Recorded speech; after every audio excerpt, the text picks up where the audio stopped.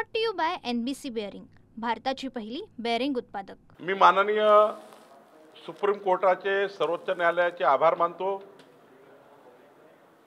महाराष्ट्राच्या 14 कोटी जनतेचं स्थानिक स्वराज्य संस्थेचं प्रतिनिधित्व ज्या जिल्हा परिषद, पंचायत समिती, नगरपालिका, नगरपंचायतमधनं महानगरपालिकेतून येतं, जवळपास 13,000 पोस्ट, 13,000 सीट्स या ठिकाणी सुप्रीम कोर्टाच्या निकालाकरता निवडणुका थांबल्या होत्या। आता या निवडणुका होणार आहे आणि यामध्ये अत्यंत महत्त्वाचं काय आहे, 18 पगड जाती 12 बोलतेदार असलेला ओबीसी समाज, या समाजाला 27% आरक्षण हे जे कायद्याने आहे, हे कायद्याने आरक्षण या निकालाने राहणार आहे। जे लोक याच्या विरुद्ध गेले होते त्यांना चपराक बसलेली आहे आणि संविधानाने जसं SC ST करता आरक्षण राखीव आहे, ते आरक्षण बदलता येत नाही, त्या पद्धतीचं ओबीसी आरक्षण सुद्धा राखीव आहे 27%, ते सुद्धा यातून मिळणार आहे। खरं तर लवकरात लवकर निवडणुका व्हाव्या अशी 14 कोटी जनतेची इच्छा आहे, जेणेकरून हा जो ग्रामीण महाराष्ट्र आहे, महाराष्ट्राचा खरा ढाचा जो आहे, नगरपालिका, महानगरपालिका, जिल्हा परिषदा, हा ढाचा मजबूत करण्याकरता लवकरात लवकर निवडणुका झाल्या पाहिजे, याकरता सुप्रीम कोर्टाने पुढाकार घेतलेला आहे। मी पुन्हा एकदा सुप्रीम कोर्टाचे आभार मानतो। बरं, हे सांगा सर की या संपूर्ण प्रक्रियेनंतर निवडणुका कधी होण्याची शक्यता आहे? आता गो हेड दिलेला आहे, त्यानंतर निवडणूक आयोग आणि इतर सगळी प्रक्रिया, अंदाज काय वाटतो? ज्या पद्धतीचं आयोगाचं काम चालू झालं आहे, मला वाटत नाही फार जास्त दिवस निवडणुका लांबतील।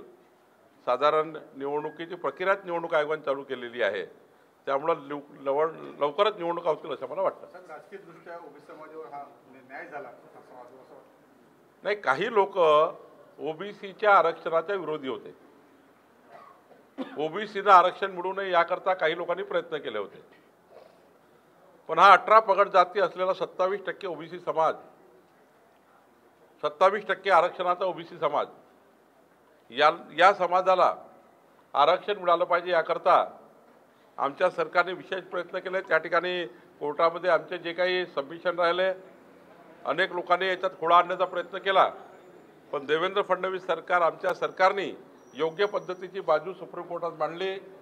मधल्या काळात एकनाथ शिंदे सरकारने याची बाजू मांडली आणि शेवटी सुप्रीम कोर्टाने जे न्यायचित आहे, जे कायदा अंतर्गत आहे, तोच न्याय दिला, त्याबद्दल मी आभार मानतो। सर, हिंदी में बताइए, जिस तरह सुप्रीम कोर्ट ने कहा है पिटीशंस को दायर की गई थी, नए ओबीसी आरक्षण के साथ जो प्रभाव पद्धति लगाई गई थी उसे चैलेंज किया गया था, सुप्रीम कोर्ट ने गो हेड दिया है कि ओबीसी आरक्षण के तहत ही अभी इलेक्शंस होंगे। महाराष्ट्र की 14 करोड़ जनता के लिए बहुत बड़ा आनंद का दिन है कि आज सुप्रीम कोर्ट ने फिर एक बार 13,000 सीट के ऊपर जो सीटें हैं, नगरपालिका, नगर पंचायत, जिला पंचायत और महानगरपालिका में पिछले 3-4 सालों से 5 सालों से चुनाव रुके हैं। केवल ओबीसी आरक्षण कितना होना चाहिए इसलिए रुके थे, प्रभाग रचनाएं कैसी होनी चाहिए इसलिए रुके थे। बहुत लोगों ने सुप्रीम कोर्ट में केसेस दायर की थी, लेकिन आज महाराष्ट्र के लिए सुखद दिन है कि महाराष्ट्र की अभी 13,000 सीट्स के लिए ये चुनाव होने वाला है, ज़्यादा होगी, 13,000 से ज़्यादा सीटें हैं। और इसमें ग्रामीण जो डेवलपमेंट का एक बहुत बड़ा सेंटर होता है, जिला पंचायत, नगर पंचायत, लोकल पंचायत, महानगर पालिका, केंद्र सरकार की सारी और राज्य सरकार की सारी योजनाएं जिला पंचायत, महानगर पालिका से चलती है। ये लोकल बॉडी सब योजना को इम्प्लीमेंट करती है। 3-3 साल चुनाव रुकना, 3-3 साल चुनाव को रोकना, ये ठीक नहीं था, लेकिन सुप्रीम कोर्ट ने आज बहुत बड़ा निर्णय दिया है। मैं सुप्रीम कोर्ट का आभार मानता हूँ। और इसमें महत्वपूर्ण क्या है कि जो ओबीसी समाज है, 18 पगड़ जातियाँ है, ये ओबीसी समाज को 27% आरक्षण ये सुप्रीम कोर्ट ने कायम रखा है। ये इसके लिए बहुत आनंद का दिन है। सुप्रीम कोर्ट ने न्यायचित जो न्याय चाहिए था वो दिया है। SC ST को जैसा आरक्षण ये संविधान से मिला हुआ है वो तो कायम ही है, लेकिन ओबीसी समाज का 27% आरक्षण सुप्रीम कोर्ट ने कायम रखा है। इसके लिए मैं महाराष्ट्र की जनता की ओर से सुप्रीम कोर्ट का आभार व्यक्त करता हूँ। निश्चितच मोकळा झाला आहे। निवडणूक आयोगाने तयारी सुरू केली आहे, प्रभाग रचना सुरू झाल्या आहे, ऑब्जेक्शन सजेशन झालेले आहेत, आता लवकरच तयारी झालेली आहे दिसत आहे। माझ्या माहितीनुसार राज्य सरकारही केव्हाही निवडणुका घेतल्या राज्य निवडणूक आयोगाने तर राज्य सरकारही तयार आहे। माननीय मुख्यमंत्र्यांनी जाहीरच केला आहे। आणि राहिला प्रश्न भाजपाचा, भाजप तर 51% मतं घेऊन सर्व नगरपालिका, जिल्हा परिषदा, पंचायत समिती जिंकण्याकरता उद्या निवडणूक झाला तरी तयार आहे। एक प्रश्न सर असा आहे, विकास कामं थांबलेले आहे, प्रशासक आहे अनेक ठिकाणी, त्यामुळे एकीकडे निवडणुका होणार आहे, नवं नेतृत्व पुढे येईल, तुम्ही सांगितलं 10-12 हजार जागांवर, पण विकास कामं सुद्धा प्रशासकांमुळे अनेक ठिकाणी थांबलेलं आहे, तोही मार्ग मोकळा होईल। जोपर्यंत लोकप्रतिनिधी निवडून येत नाही तोपर्यंत जनतेच्या समस्या खऱ्याखुऱ्या प्रशासनापर्यंत जात नाही।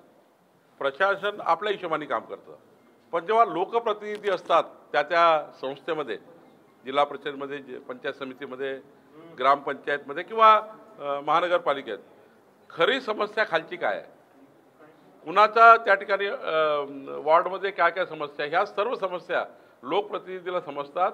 म्हणून लोकप्रतिनिधी असल्याशिवाय प्रशासन योग्य काम करू शकत नाही। आणि त्यामुळं एक मोठा क्युआस जो निर्माण झाला होता की लोकप्रतिनिधी नव्हते, त्यामुळे आता 13,000च्या वर लोकप्रतिनिधी मिळणार आणि ग्रामीण महाराष्ट्राला, शहरी महाराष्ट्राला विकासाकरता एक त्या ठिकाणी मोठी मदत जनतेला मिळणार आहे। Brought to you by NBC bearing, भारताची पहिली बेअरिंग उत्पादक।